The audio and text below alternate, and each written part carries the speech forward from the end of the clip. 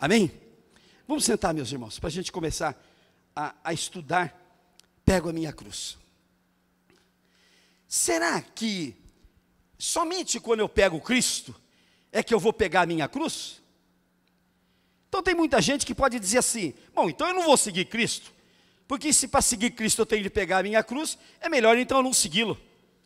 Só que eu quero dizer a vocês uma coisa muito importante na nossa vida. Todos nós, ao nascermos, já recebemos uma cruz pesada, uma cruz dolorida, uma cruz que nos acompanha a vida inteira. E quando o cântico disse, eu pego a minha cruz, é a cruz de Jesus, porque a cruz que entra conosco quando nós nascemos nesse mundo, é a cruz do pecado, é a cruz do erro, é aquela cruz de Satanás, que não nos leva para a salvação, nos leva para a desgraça, ao passo que a cruz de Cristo, é aquela que nos leva para a salvação. O diabo usa as mesmas armas que Cristo usa. Cristo usa a cruz para nos levar aos céus, e o diabo usa a cruz pesada para nos levar para o inferno. E quando a gente, no cântico que nós falamos aqui, que eu entrego a minha vida a Ti, Senhor, e pego a minha cruz, eu deixo aquela cruz que o Satanás botou nas minhas costas, cruz pesada, cruz cheia de problemas. E quando eu me queixo da cruz de Satanás, ele pega uma garrafa de cerveja bem geladinha e diz, toma essa cerveja para você se refrescar e continuar a sua caminhada. Quando eu me queixo da cruz de Satanás, ele pega um pacote de drogas e disse, toma essa droga para você conseguir andar, para você ter forças. Quando eu me queixo da cruz de Satanás, aquela cruz pesada, ele diz assim, vai para o pecado.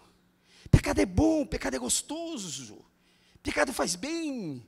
Aí o marido deixa a mulher deixa o marido e vai para o adultério.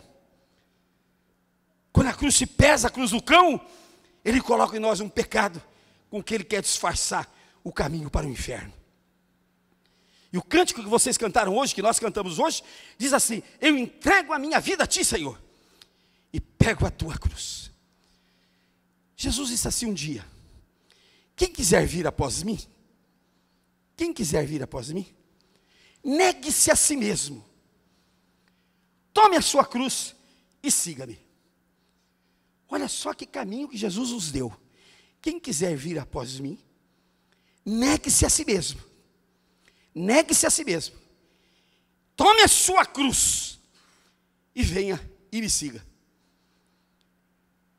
Negar-se a si mesmo. Esse é o tema da nossa reunião de hoje. Negar-se a si mesmo é dizer, agora eu não existo mais, eu vou nascer de novo, eu vou ser uma nova criatura, eu vou nascer em Cristo Jesus, que é aquilo que está no livro de João, no capítulo 3, que nós dissemos na última reunião, que nós vamos estudar hoje. Como é que foi essa palavra de Jesus? Jesus estava em sua casa, à noite, e Nicodemos, que era um homem da mais alta estirpe, era um homem da mais alta política de Israel, ele à noite, esgueirando-se pela escuridão, ele foi até Jesus, porque ele não queria que ninguém visse que ele ia conversar com Jesus. E ele chega a Jesus e diz, bom mestre, o que eu devo fazer para alcançar o reino de Deus? Jesus foi claro, Jesus foi peremptório, Jesus foi radical. Se você não nascer de novo, você não entra no reino dos céus. Tem de nascer de novo. Aí ele não entendeu, mas como eu, velho desse jeito, posso entrar no ventre da minha mãe e nascer de novo? Essa mesma dúvida, a minha mãe, santinha, ela teve um dia, e eu não posso me esquecer, o pavor dela quando 8 filhos, todos troncudos, né? Ela disse, mas vocês vão nascer de novo? Vocês vão entrar tudo dentro de mim de novo, para eu ter de botar vocês para fora outra vez? Falei, mãezinha, não é a senhora que vai dar a luz a nós agora. Quem vai dar luz a nós agora é o Espírito Santo de Deus, é o Senhor Jesus. Ele é que vai nos fazer nascer de novo nele. Aí é que está o negue-se a si mesmo. Eu deixo de ser aquilo que eu penso que eu sou. Eu deixo de ser aquilo que eu encho o peito, né? Eu sou o doutor Francisco de Assis Pereira, advogado, aí eu encho a boca, encho a bochecha, né? Sou administrador de empresa, sou isso, sou aquilo outro. Mas isso diante de Cristo não vaga nada. Tudo que eu sou pela graça de Deus. E nem sabia disso. Porque quando eu cheguei a isso, ninguém me ensinou que era Ele que me dava tudo. Depois é que aprendi que nada que nós temos veio de nós mesmos, veio dos céus. E quando eu aprendi isto, eu descobri a manha. O cristão tem que ser inteligente. Ou seja, tem de descobrir a manha. Olha, se tudo que eu tenho não fui eu que fiz, foi os céus que me deu, então eu estendo a mão e digo: eu quero mais. Por favor, faça esse gesto comigo, ergo as mãos e digam todos comigo: eu quero mais, Senhor. E ninguém quer mais não, porque falaram muito baixinho.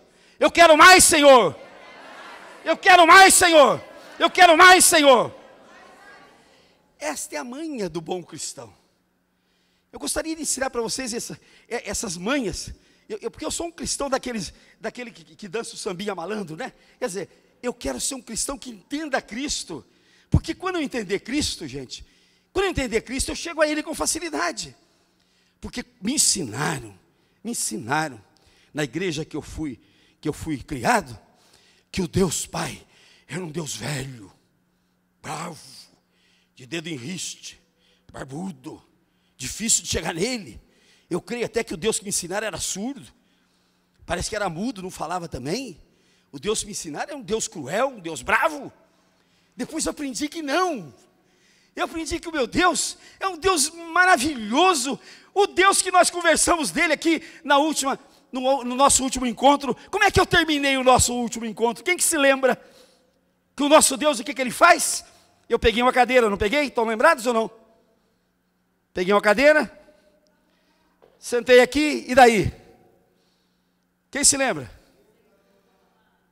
Que o nosso Deus diz que Ele é uma mãe que se senta, não é isso? Põe o filho no colo, pega o peito e dá de mamar. E Ele diz assim: para que mameis abundantemente. É para sobrar leite para o canto da boca, gente. Não é para ficar chorando. Nós vimos no carro agora, e o meu querido pastor lá, pastor Flávio, vinha com a sua querida esposa e aquele nenenzinho maravilhoso ali. Então, a minha senhora perguntou: ele já fala mamãe? Ela disse: está aprendendo a falar. Já fala papai? Está aprendendo a falar. Só que preste atenção, criança nenhuma fala a primeira vez mamãe. Ele fala mamar. Mamar, é a primeira coisa que ele quer, mamar. Não é mamãe, não, é mamar. Tanto que a primeira coisa que ele conhece não é a cara da mãe, é o peito da mãe, é mamar. E quando ele fala papai, os papais, como eu fui, nossa, meu filho está falando papai, mas ele está falando papai porque ele está falando papá. Ele está falando papá.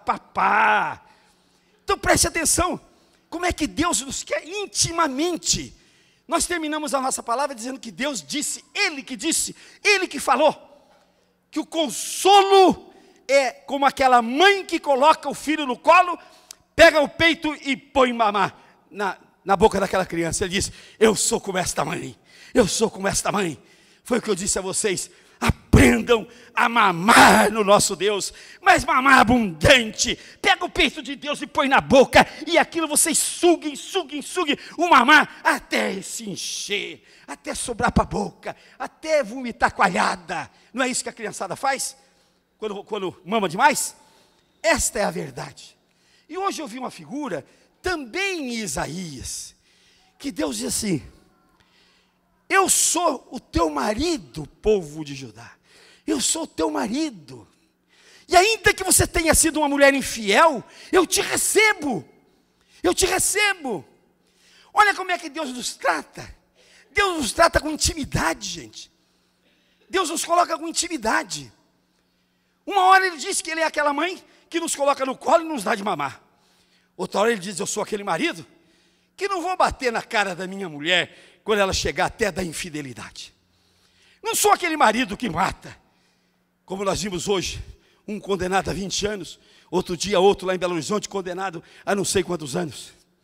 Não, eu sou aquele marido que perdoa, que quer a minha mulher de volta, ainda que tenha sido infiel. E nós todos aqui, somos esposas infiéis de Cristo, pecadores, que a toda hora devemos pedir perdão e voltar, a toda hora devíamos voltar aos braços de Cristo, que como marido fiel, nos recebe. Meus irmãos, o tratamento que Jesus nos dá, é tratamento íntimo, tratamento de marido, chifrudo, cornudo, a quem nós traímos, com o nosso pecado, com o nosso erro. Às vezes até temos vergonha de voltar, porque o nosso erro foi de tal monte, que a gente acha, será que Deus vai nos perdoar? E o que ele diz? Eu sou aquele marido, que ainda que você tenha sido infiel, que você tenha pecado, que você tenha desviado, que você tenha se estragado todo, eu te recebo. Olha que coisa maravilhosa. Depois ele nos dá a figura da mãe, que dá o seu peito para a gente mamar. E agora ele diz, eu quero que vocês nasçam de novo do Espírito Santo e da água. É nascer de novo, é se tornar nova criatura, é viver uma nova vida, é ter uma nova visão de Deus. Isto é que nós crentes temos de fazer, porque a visão que nos passaram na primitiva igreja que nós frequentamos, é aquela herança de um Deus cruel, de um Deus vingativo, de um Deus que nos castiga, de um Deus que toda hora está nos dando cintada no traseiro. E nas primeiras igrejas evangélicas que saíram, é um Deus bravo, é um Deus duro, é um Deus que pune a mulher porque o cabelo dela é curto, é um Deus que pune a mulher porque a saia dela não vai até lá embaixo do pé, é um Deus que pune a mulher porque pinta a unha, é um Deus terrível, o Deus que nós aprendemos. E aí nós vamos ver no texto sagrado, que é um Deus maravilhoso, um Deus magnânimo, um Deus amoroso, um Deus que nos quer, um Deus que diz assim, se você quer vir após mim, Francisco, negue-se, negue, pare de crer em você mesmo, pare de acreditar que você é alguma coisa, pare de acreditar que você chegou aí porque você é o bom, para com isto, negue-se a si mesmo, nasça de novo e venha após mim e pegue a minha cruz de Jesus. O que Jesus disse em outra oportunidade? Vós que andais aflitos e angustiados, vinde a mim, porque o meu fardo é leve. Ou seja, olha o que ele propõe para mim. Francisco, o teu fardo está pesado? Tá, então vem a mim. Joga o teu fardo no meu colo, entrega o teu fardo para mim, entrega o teu peso que você está levando, entregue tudo isso para mim, e pegue o meu fardo, Francisco, que é um fardo leve e suave, com o qual você vai vencer todas as coisas. Esta é a proposta que Jesus nos faz, quando a gente tem de verdade um entendimento do que Ele quer ser para nós. Porque nós pensamos que o nosso Cristo está longe, nós pensamos que o nosso Cristo está distante. Nós vimos agora o caso, todo mundo viu, o caso de um papa que disse claramente, eu estava no barco, comandando o barco, a tempestade veio, eu não conseguia amainar a tempestade, e eu observei que Jesus estava dormindo, então eu saí de fininho, e fui habitar num apartamento de 600 metros quadrados, com 10 freiras para cozinhar para mim, para limpar o meu apartamento, para me acompanhar na horta e nos jardins, com um poupudo salário mensal. Assim dá para fugir, né? Agora eu pergunto, Será que todos têm essa condição de fugir? Será que todos têm essa condição de escapar? Mas por que ele escapou? Porque ele olhou que Cristo estava dormindo. E ele não aprendeu como é que se acorda Cristo. E gozado que o episódio que ele relembrou, é um episódio que todos conhecemos. Jesus pega os barcos e diz aos seus apóstolos: vamos atravessar o lago de Genezaré. Todos se aboletaram no barco. Lá para as tantas, uma grande tempestade surgiu, e as ondas enormes açoitavam o barco, e o barco estava a ponto de afundar. E Jesus dormia na popa do barco, sobre almofadas. Olha que situação, Jesus, aquela tempestade tremenda, e Jesus dormindo na popa do barco. Tem gente que pensa que Jesus está dormindo na vida de vocês, e que ele não vai acordar. Tem gente que não tem a experiência de acordar Jesus. Tem gente que não acredita que Jesus acorda. E tem gente até que pensa que Jesus está dormindo de verdade. E eu garanto para vocês que Jesus não dormia, não. Jesus estava fazendo de conta que estava dormindo, para ver a fé daqueles poltrões, daqueles apóstolos. Pedro chega em Jesus e diz: mestre, mestre, acorda, o senhor não se incomoda que nós estamos afundando? O senhor não se incomoda que o mar nos leve para o fundo? Quem é que tem coragem de fazer isso na nossa vida? Eu disse para vocês que eu tive momentos de profunda ligação com o cântico de vocês, porque eu fui atacado nessa semana de alguns momentos de desânimo. E eu lembrava da figura do Papa. E dizia: mas o Papa, gente, o Papa não conseguiu acordar Jesus, fugiu do barco, sumiu, andou, não sei se ele foi andando pelas ondas, ou se ele foi nadando. Sei que ele fugiu do barco. Eu disse: mas será que Jesus quer fazer isso comigo também? Será que ele está dormindo no meu barco?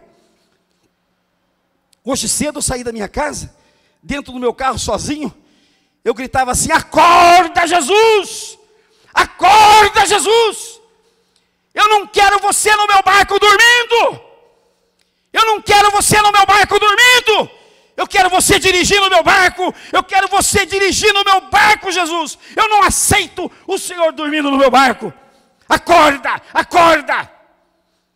É assim que nós vamos acordar Jesus, assim que Ele quer. Porque isso não é um ato de desrespeito. Isso não é um ato de desrespeito. Isso é um ato de fé. É um ato de confiança. É um ato de crença absoluta nele. Quantos de vocês aqui, agora, estão mais ou menos imaginando que Jesus está dormindo no barco? E quantos nesse momento não estão passando momentos de angústia, de amargura, de tristeza, de problemas no serviço, no trabalho, na escola, problemas em casa, com o marido, com filhos, com filhas, com pai, com mãe, problemas de doença, de dor, de enfermidade? Quanta gente passando por isso tudo? E isto tudo não é a cruz de Cristo. Isto não é a cruz de Cristo, é a cruz do cão, é a cruz do Satanás, que põe na nossa vida para nós desanimarmos. E a gente pensa: Deus não está me ouvindo? Deus não está me escutando? Tem gente que liga para mim e diz: pastor, eu rezo. Outros dizem: eu oro, e parece que Jesus não me escuta. Se você pensar isto, se você acreditar que Jesus está dormindo, se você não tem a força de acordar Jesus, você vai ter um Deus dormindo na sua vida. Porque Ele quer ver a tua fé para acordá-lo. Ele quer ver a tua fé para chegar até Ele. Ele quer ver a tua fé para gritar, para bradar: acorda Jesus, acorda Jesus, eu não te aceito no meu barco dormindo. O Senhor tem de vir dirigir o meu barco. O Senhor tem de vir dirigir o meu barco, porque o meu barco está em procela, o meu barco está em tempestade. E isso a gente pode fazer quando a gente nasce de novo.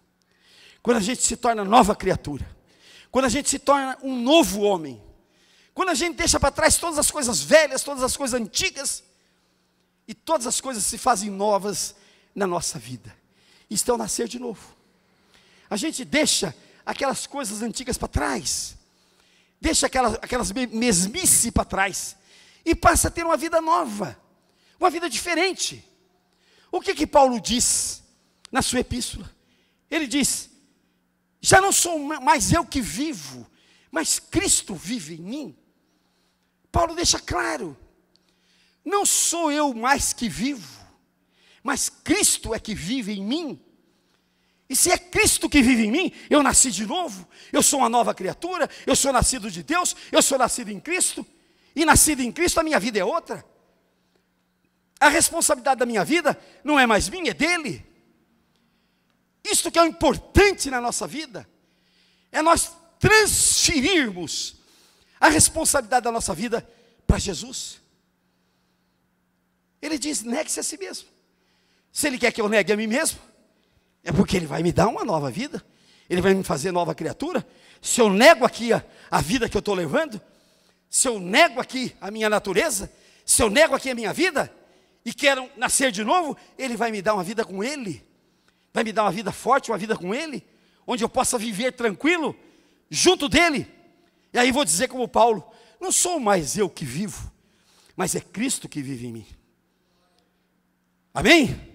Glória a Deus, aplauda o Senhor Jesus.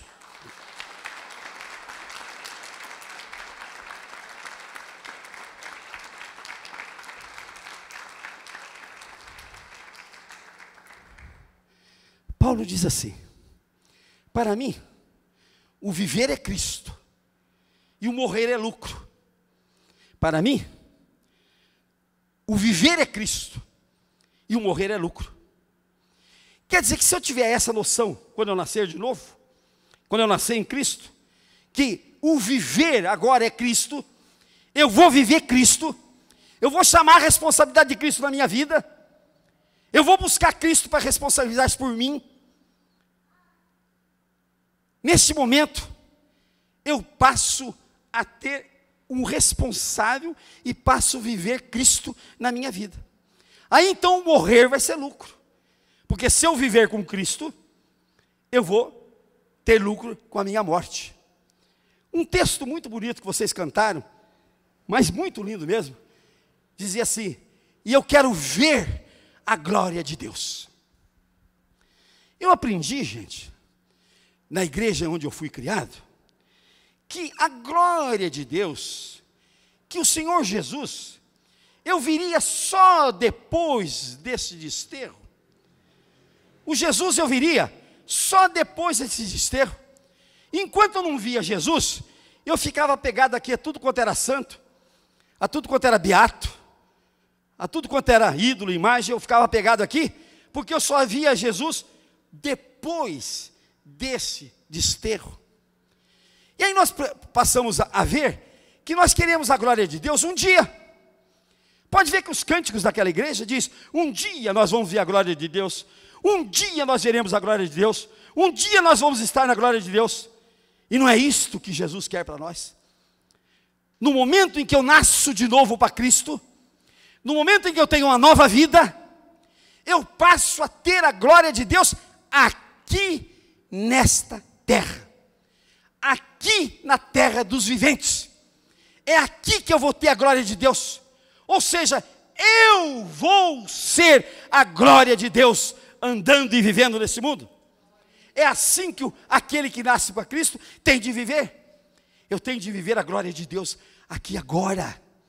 Eu tenho de ser a glória de Deus aqui agora. Eu tenho de espelhar a glória de Deus aqui agora. Eu tenho de brilhar a glória de Deus aqui agora.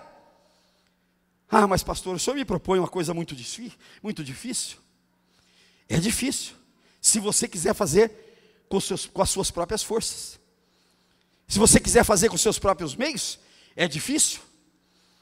Se você quiser fazer com a tua inteligência, é difícil. Se você quiser fazer com os seus meios, é difícil. E eu vou corrigir, não é difícil, é impossível.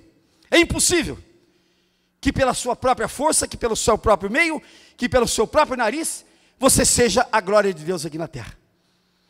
Nós somos a glória de Deus aqui, no momento em que nós nascermos de novo, e que nós nos tornarmos novas criaturas, e que nós fomos uma nova criatura, as coisas velhas se passaram, e tudo se fez novo. É assim que ensina a Escritura Sagrada. E tudo se fez novo. Então, nesse momento em que tudo se fez novo, eu passo a ser a glória de Deus aqui nesta terra. Esta é a filosofia que nós temos de ter. Esta é a direção que nós temos de ter. Por quê? Porque eu nego a mim mesmo. No momento que eu nego a mim mesmo, eu nasço de novo e vou ser uma nova criatura. Então aquilo que ficou para trás foi, e eu sou uma nova criatura. Aí Jesus diz assim: e pegue a sua cruz e siga-me. Muita gente, quando fala de pegar a cruz, já pensa em sacrifício, já pensa em dor, já pensa em tristeza, em amargura, em peso. Mas a cruz de Cristo, preste atenção à diferença. Enquanto a cruz do diabo nos leva para o inferno, enquanto a cruz do diabo é pesada, enquanto a cruz do diabo é difícil de você carregar, a cruz de Cristo, como diz ele, o meu jugo é suave. A cruz de sofrimento, a cruz de aflição, a cruz de angústia, a cruz de peso, Jesus já carregou. Ele já carregou, ele já apanhou, ele já morreu naquela cruz. A cruz dele agora para nós é, como ele diz, um jugo suave. É cruz de glória, é cruz de amor, é cruz de sucesso, é cruz de vida, não é cruz de morte.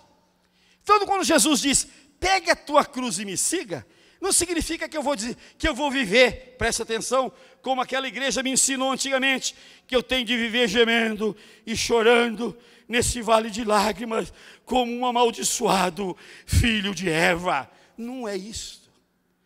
O que a Escritura diz? Eu tenho de viver alegre e satisfeito neste vale de bênção, como um abençoado filho de Deus. Amém? Glória a Deus, aplauda o Senhor Jesus.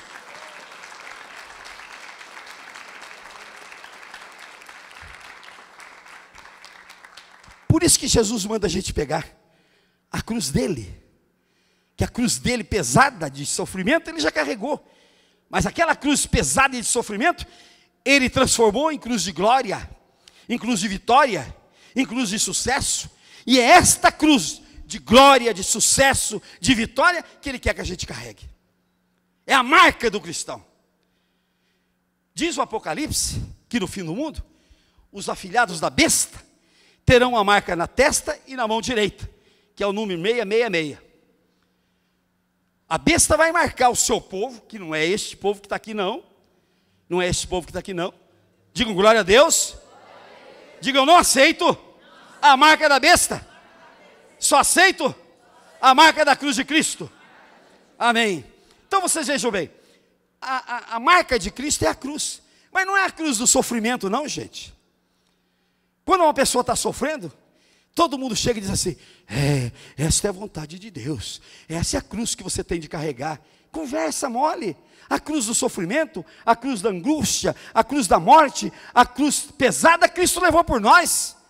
Agora a cruz que nós temos de carregar, que Ele nos manda carregar, é o fardo leve e suave, é o fardo da vitória, é a marca da vitória, é a marca da glória, é a marca da glória aqui na terra, da glória de Deus, espelhada por cada um de nós aqui na terra, ainda nesta terra.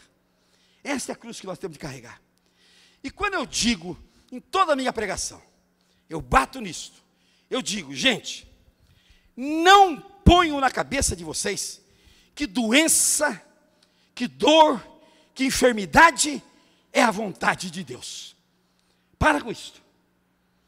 Eu nunca me esqueço, quando minha mãe ficou 6 meses internada na Beneficência Portuguesa. E ficou internada, gente, porque tinha um plano de saúde Master Plus do Banco do Brasil. Então, aquilo, eu sei que ficou em 1.800.000 a internação dela. E quanto mais ela ficava, mais eles cobravam. Se fosse um pobrezinho, tinha já ido embora com mais facilidade. Mas todo mundo que chegava lá, e eu acho que eu vi umas 300 ou 400 pessoas visitá-la.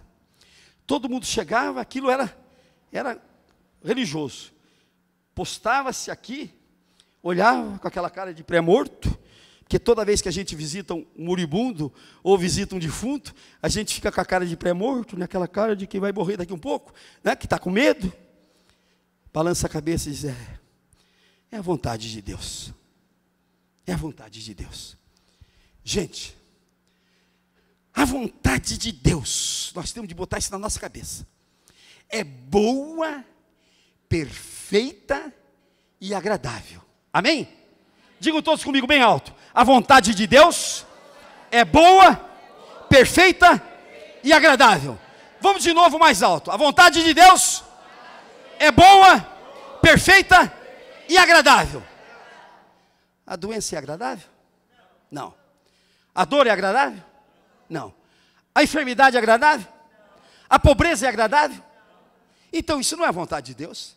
Se a vontade de Deus é boa, perfeita e agradável, a dor, a enfermidade, a doença, a pobreza, a miséria, não são coisas de Deus, porque a vontade dele é perfeita e agradável.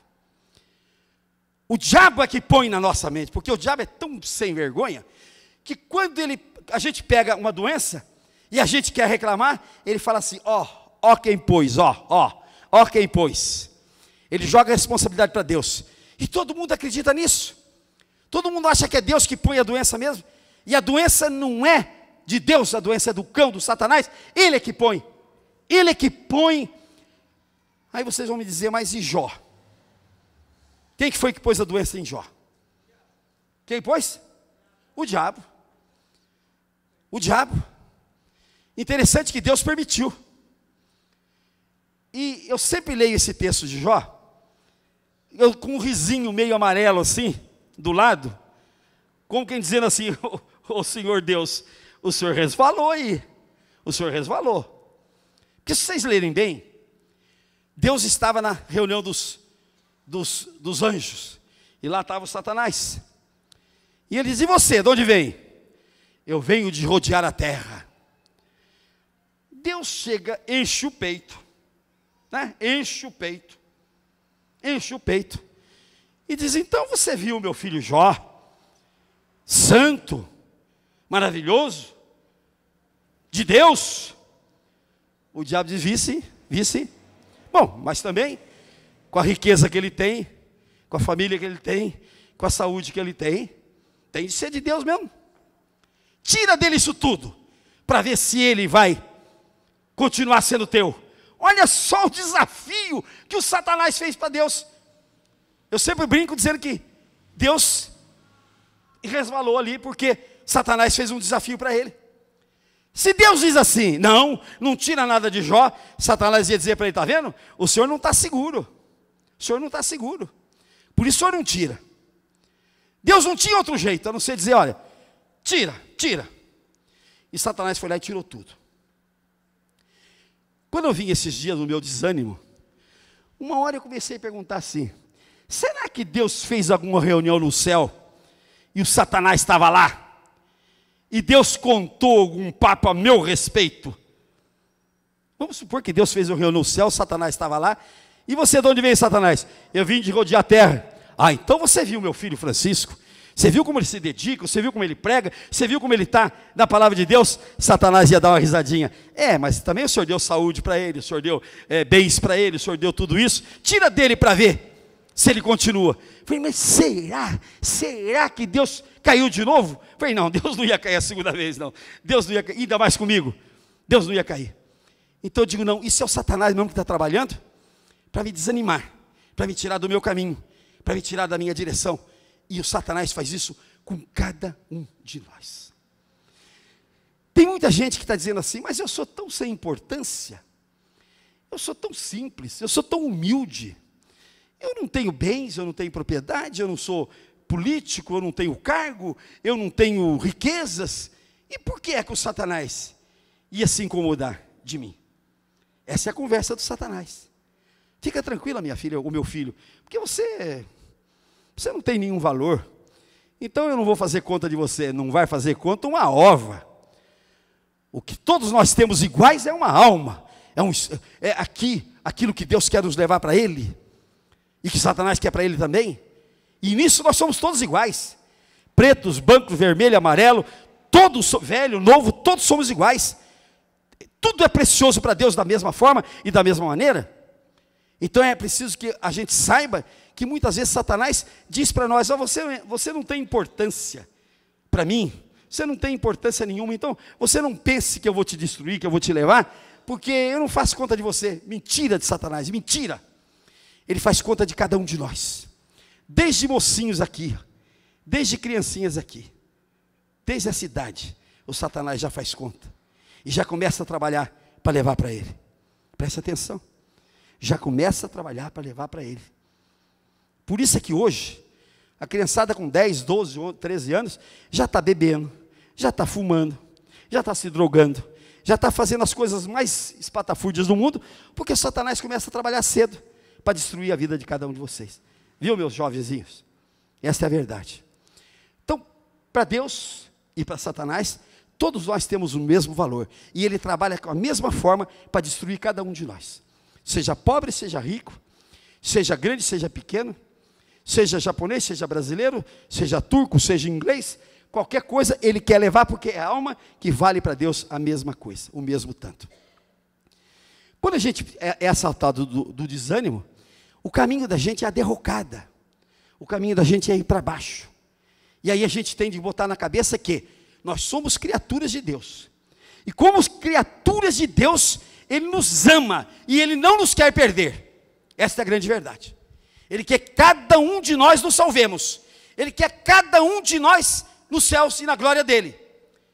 E digo mais ainda, Ele quer cada um de nós na sua glória aqui na terra. E a responsabilidade nossa de evangélicos é muito grande. É muito grande, sabe por quê?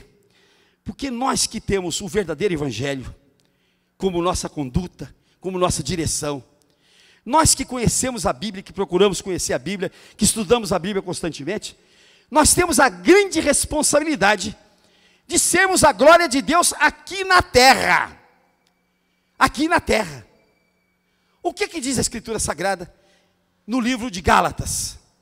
Diz assim, que Jesus Cristo veio a esta terra para nos erradicar,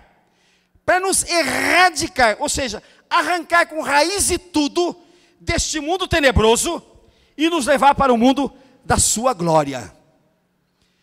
Para mim me ensinaram antigamente que isto era ele me tirar da terra, eu morrer e ir para a glória do céu. Mas gente, não é isto.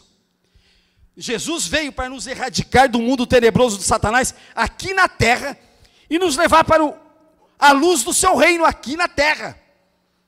Ninguém vai chegar aos céus se primeiro não entrar no reino de Deus aqui na terra. Presta atenção. Ninguém vai chegar ao reino dos céus, lá nos céus, aos céus, sem antes passar pelo reino de Deus aqui na terra. Então Jesus veio para isso, para nos arrancar deste mundo tenebroso. Está escrito isso no livro de Gálatas, do capítulo 1, para nos arrancar aqui do mundo tenebroso e nos levar para o mundo da sua luz, aqui na terra, aqui nesta vida, agora. Não é na glória, não é depois de morto não, é agora, é agora. Por isso é que nós temos de viver uma vida de quem saiu da mão do cão e entrou na mão de Deus. Aleluia! Batam palmas ao Senhor Jesus.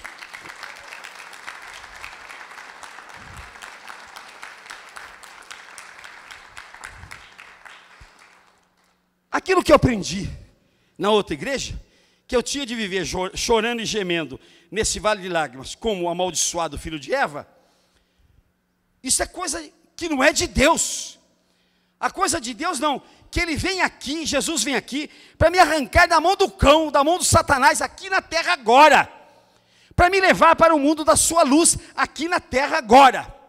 Então nós os evangélicos, todos que estão aqui, somos arrancados do mundo do cão, do mundo do Satanás, do mundo das trevas. Somos arrancados por Jesus, porque quando nós aceitamos Jesus, Ele nos arranca, Ele pega aqui com raiz e tudo, chacoalha para cair a terra do cão e nos leva para o mundo da sua glória aqui na terra. Aqui na terra. Nós temos uma figura linda na Bíblia, porque tudo que a gente tem de viver, nós temos de viver na Bíblia. Nós temos de viver na história bíblica. Então nós temos um momento na história bíblica, em que Deus vai lá no Egito, e arranca de lá 3 milhões de judeus. 3 milhões de judeus. E põe aqueles 3 milhões de judeus no deserto, para caminhar pelo deserto. Em direção aonde? Em direção aonde? A terra prometida. Certo? Muita gente explica, não, Deus nos quer tirar desta terra, para nos levar para a terra prometida que é os céus. Não, não, meus amigos. Deus quer que a gente saia da escravidão do cão, o Egito, que é a escravidão do Satanás, e Ele quer nos levar, ainda que seja através do deserto, para a terra prometida. Ou seja, aqui nesta terra, a terra onde mana leite e mel, que ainda na terra dos viventes, ainda agora, ainda nesse momento, Ele quer levar a gente para uma terra melhor. Jesus quer que nós sejamos diferentes. Esta é a grande responsabilidade do evangélico. Porque se nós seguimos Cristo, nós não podemos ser igual ao resto do mundo. Não pode, não tem jeito de ser igual ao resto do mundo. Se nós seguirmos Cristo, se nós nascermos de novo, se nós deixarmos a nossa vida para trás, se nós seguirmos Cristo, nós temos de viver uma vida diferente.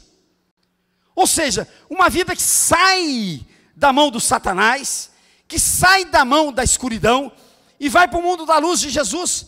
E neste mundo, ainda aqui nesta terra, nós temos de ser diferenciados. Nós temos de ser diferenciados. Porque a promessa de Deus é outra promessa que está na Bíblia, que diz assim: buscai em primeiro lugar o reino de Deus e a sua justiça, e todas as demais coisas lhe serão acrescentadas. Repitam comigo, todo mundo bem alto, de pé, vamos de pé. E digam comigo, tudo bem alto: buscai em primeiro lugar o reino de Deus e a sua justiça, e todas as demais coisas lhe serão acrescentadas. Eu vou repetir, mas quero todo mundo falando mais alto. Buscai em primeiro lugar o reino de Deus e a sua justiça, e todas as demais coisas lhe serão acrescentadas. Vou fazer um parêntese aqui agora. Tem muita gente que, quando o pastor fez o pedido de oferta para a igreja, teve gente que botou a mão no bolso. Vamos supor, vamos dar um número aqui. Tinha 100 reais. E diz assim: mas eu tenho de pagar a farmácia amanhã, e é 90 reais. Então eu só posso dar 10, porque 90 eu tenho de pagar a farmácia. Pois é. Sabe por que tem de pagar a farmácia? Porque não buscou em primeiro lugar o reino de Deus. Não buscando em primeiro lugar o reino de Deus, aí tem de pagar a farmácia em primeiro lugar, tem de pagar o dentista, tem de pagar o médico, tem de pagar o hospital, tem de pagar uma porção de coisa. Por quê? Porque não buscou o reino de Deus em primeiro lugar. Se eu busco o reino de Deus em primeiro lugar, gente, a responsabilidade da minha vida não é mais minha, é dele. É isso que eu quero dizer para vocês, é dele. E a gente tem de ter coragem de falar a Deus assim: Senhor Jesus, a minha vida é tua, eu entreguei minha vida a ti, eu nasci de novo, eu sou nova criatura. O problema não é mais meu, o problema é teu. Se vira, Senhor Jesus. Glória a Deus. Quanta gente tem coragem de falar isso? Isso é um insulto para Cristo. Isso é uma barbaridade, é nada. Isso é ato de fé. Se eu entrego minha vida para Ele. Senta um pouquinho.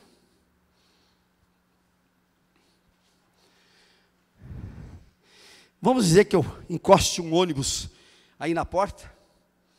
Encosto um ônibus na porta, 45 pessoas, e digo assim: as primeiras 45 pessoas que entraram no ônibus vão fazer um passeio comigo pelas costas brasileiras, até lá no Nordeste, e toda despesa é minha. Tem muita gente que vai entrar, né? Agora, suponhamos que no primeiro restaurante que nós pararmos, eu digo, ó gente, eu falei que a despesa era tudo minha, mas eu não sabia que a despesa do restaurante ia ficar desse tamanho. Então, ó, cada um paga o seu. Quem é que tem coragem de falar para mim? O que falaria para mim nesse caso? Vamos ver. Quem tem coragem de falar? O que falaria para mim? Vamos ver. Levanta alguém e diga, sabe o que eu falava para o senhor? Vamos ver. Vamos ver. Ninguém falava nada? O que você falaria, minha filha? Isto. E fica de pé e fala mais alto. Você não falou que seria tudo por sua conta, né? Então, o senhor falou que seria por sua conta as despesas. Eu não trouxe nada. O senhor falou que seria por sua conta, não tenho nem dinheiro para pagar. Então, o senhor vai ter que pagar. Isso, agora o senhor se vira. Amém. Quem mais teria coragem de falar desse jeito comigo? Vamos ver. Ninguém mais, só essa moça? Então só ela, então eu vou levar todo mundo assim, porque só ela que teve coragem de reclamar. Então para você eu vou pagar, minha filha, o resto vai pagar. É assim? Não? Você também ficava brava? E o que você ia falar? Vamos ver. Falaria que você falou que era por sua conta. Agora você vai ter que se virar. Olha só. Então eu tenho de pagar duas contas. Só duas? Hã? Só as duas, mais ninguém? O resto está conformado. Oh, meu Deus do céu. Olha o que está escrito na Escritura Sagrada. E não vos conformeis com este século. E não vos conformeis. Que se eu prometi para vocês que eu ia levar e ia pagar tudo, só duas pessoas que ficaram bravas, se viram, o senhor prometeu, o senhor pague. Só duas. Vou dar mais uma oportunidade. Mais alguma da 45 ia reclamar? Você ia? O que você ia falar? Não pediu para vir? Pedi para vir, o senhor me trouxe aqui, porque o senhor convidou, não tenho nada, se vira. Mais um. Mais alguém desses meninos, vocês foram comigo no ônibus ou não? Não iam? Iam, né? E aí na hora de pagar, o que vocês iam dizer? Se vira? É? Você também, moço? Falava isso? Você tinha coragem de me encarar e falar, se vira? Você tinha? Se vira. Olha só. Gente, a situação é a mesma, gente. A situação é a mesma. Jesus, no capítulo 15 de João, ele diz no versículo 5, sem mim nada podeis fazer. Sem mim nada podeis fazer. Eu custei para chegar nesse versículo da Bíblia. E quando eu cheguei, falei, está aqui o segredo. Está aqui o jeito de viver. Aqui está certinho o jeito de viver. Porque se eu não posso fazer nada sem Ele, então Ele é responsável pela minha vida. Entenderam? Os 45 que eu levei no ônibus, que eu disse, ninguém precisa botar a mão no bolso que eu vou pagar tudo. Tem de se revoltar. Tem de dizer, o senhor prometeu? O senhor disse? Se vocês creram em mim de entrar no ônibus, que vai ter gente que não vai acreditar em mim. Eu quero que, com toda franqueza, levante a mão alguém que diz, eu não entraria nesse ônibus. Olha lá, vamos lá. Por que vocês não entrariam? Vamos ver. Porque você não acreditava em mim. Amém. Quem é outro? Também não acreditava em mim. Não entraria no ônibus. Gente dessa igreja, só duas pessoas que não acreditavam em mim, só duas? Só duas que não iam? O resto ia tudo. E quando eu não pagasse nada, todo mundo ia ficar conformado? É isso que Cristo não quer, gente. É dessa gente que Cristo não quer. Presta atenção. É desse tipo de gente que Cristo não quer. Vou tomar uma água e vocês pensem no que eu falei agora. Pensem no que eu falei agora. Medite no que eu falei.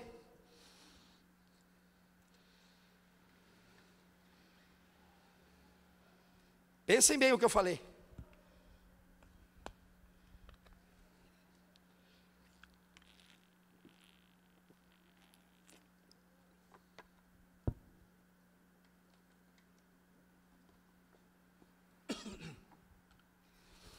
Olha o que eu falei.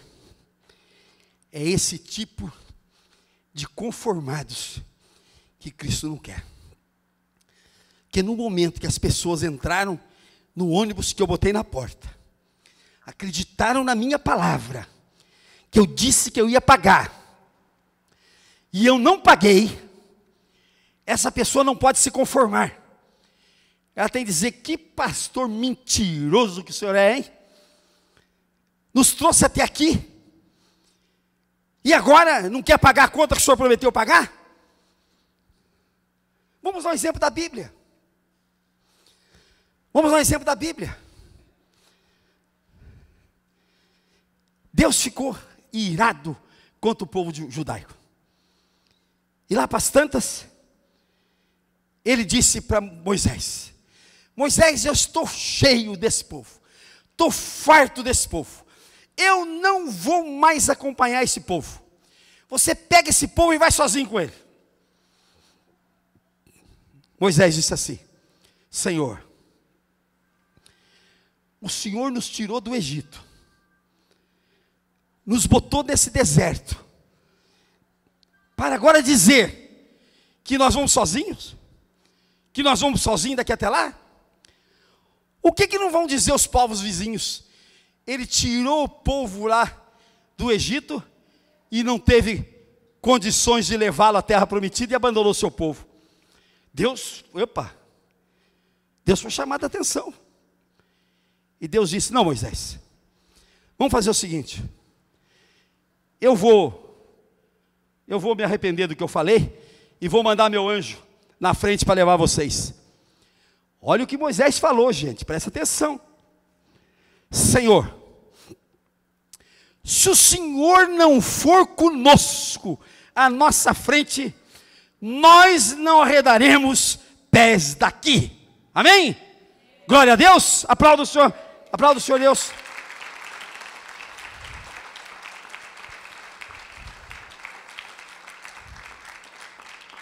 Quando a gente vive pela fé, quando a gente vive pela fé em Jesus, quando a gente acredita nele, nós temos esta segurança de falar como Moisés falou: Senhor, o Senhor tirou todo mundo do Egito e agora joga no deserto e cada um por si, Deus para todos? Que é isso agora? O que não vão dizer as nações? Deus: está bom, Moisés, eu não vou abandonar vocês não, vou mandar um anjo na frente. Moisés: não, Senhor, se o Senhor não for conosco, nós não vamos arredar o pé daqui. Se nós crermos no Senhor Jesus, se nós nascermos de novo, se nós tivermos fé no Senhor Jesus, nós podemos dizer assim para Ele: Senhor, se o Senhor não for comigo, eu não arredo o pé daqui. Se o Senhor não me acudir, eu não te sigo mais. Se o Senhor não me acudir, eu não estarei contigo, porque o Senhor me trouxe até aqui, o Senhor tem de me levar para frente. Isso é fé, isso não é desaforo não, isso é fé. Sabe o que é desaforo para Cristo? É você dizer: tá bom, já que o Senhor não me quer, tá bom, fica por isso mesmo. Não, isso que é desaforo para Cristo. É que você não dá valor ao amor de Cristo por você. Quando você diz: se o Senhor não quer me acompanhar, tá bom, deixa para lá, não faço questão. Vamos dizer, um casal de noivos, estão se namorando, aí de repente, a noiva fala para o noivo: você sabe que eu estou pensando bem? Não estou mais dando importância para você não, tanto faz você vir para minha casa como você não vir, é a mesma coisa. Como é que vai acontecer com esse noivo? Nós tivemos um caso julgado aqui hoje aliás, nesses dias aqui, que a moça falou: não te quero mais. Ele falou: se você não me quer mais, também não é de mais ninguém. E matou a moça. Quer dizer, Jesus, Ele está na função de noivo. Ele quer que a gente goste dEle. Ele quer que a gente esteja com Ele. Ele quer que a gente faça conta da presença dEle na nossa vida. Ele quer que a gente faça conta dEle. Ele quer que a gente dê importância para Ele. E para dar importância para Ele, nós precisamos crer nele, precisamos ter fé no que Ele promete, precisamos nos entregar a Ele, como está escrito no cântico: Senhor, a Ti eu entrego a minha vida, e tomo a minha cruz, e Te sigo. Aplauda o Senhor Jesus.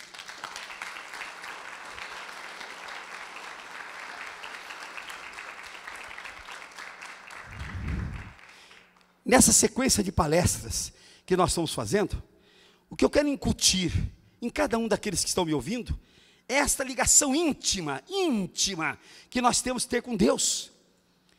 É uma intimidade tão grande, tão grande, tão grande, que as figuras que Deus tem para nós é isto: eu sou aquela mãe que dou o peito para você mamar. Eu sou aquele marido que te recebo como esposa infiel. Eu sou aquele que faz você nascer de novo, da água e do Espírito. Esta é a vida íntima. Eu sou aquele que te tira da treva e te leva para a luz. Eu sou aquele que quero que você viva comigo e tudo que você precisar, eu vou te dar. O que está escrito no capítulo 15 de João? Ele diz assim, preste bem atenção, que vai ser o assunto da nossa próxima palestra. Ele diz assim, que tudo que nós pedimos ao Pai, no nome de Jesus, Ele vai dar. Para quê? Para que a gente produza frutos. E que o nosso fruto permaneça. Então, o que Cristo quer de nós é uma vida íntima com Ele, a fim de que nós produzamos frutos. A nossa próxima palestra será esta: a produção de frutos na nossa vida com Cristo. Amém? Eu só quero lembrar que aquele que não estiver ligado na videira, o Pai corta e joga onde? Fora? Só fora? No fogo. Aquele que está ligado, mas não está produzindo fruto, o Pai corta aí, joga onde? Fogo. Só permanece aqueles que estão ligados a Cristo e que estão produzindo frutos. Então hoje nós falamos do novo nascimento, na nova criatura que nós nos tornamos, na nova vida que nós temos de ter, na responsabilidade de Cristo em nossa vida. Sem Ele nada podemos fazer. E na próxima palestra nós vamos falar do homem produzindo frutos com Cristo. Amém? Glória a Deus. É a única forma que nós temos de viver bem com Cristo. Eu queria perguntar se alguém tem alguma pergunta a fazer, se alguém tem alguma objeção, se alguém tem algum complemento a esta palestra. Pode falar. Hoje houve participação de gente que o senhor se vira, gostei de ver. Aquelas duas lá que falaram, não ia com o senhor de jeito nenhum, não acredito. Olha só, que coisa linda. É assim que nós temos de viver com Cristo, acreditar nele, e quando a gente acredita nele, a gente cobra. Agora não pode cobrar se não acreditar nele, porque se não acreditar nele, o que está escrito na Escritura Sagrada? Aqueles que têm ídolos, aqueles que acreditam em ídolos, o que a Escritura diz? Quando for recorrer a Deus, o que Deus fala? Vá pedir para os teus ídolos. Não é isso que está escrito na Escritura Sagrada? Aqueles que têm ídolos, quando forem pedir a Deus, Deus diz assim, vá pedir para os teus ídolos. E nós sabemos que os ídolos são cegos, surdos, mudos, estáticos, não andam, não fazem absolutamente nada. É só Cristo. É viver em Cristo, com Cristo e para Cristo. Em Cristo é o nosso viver. E o morrer no Cristo é lucro. Amém? Assim seja?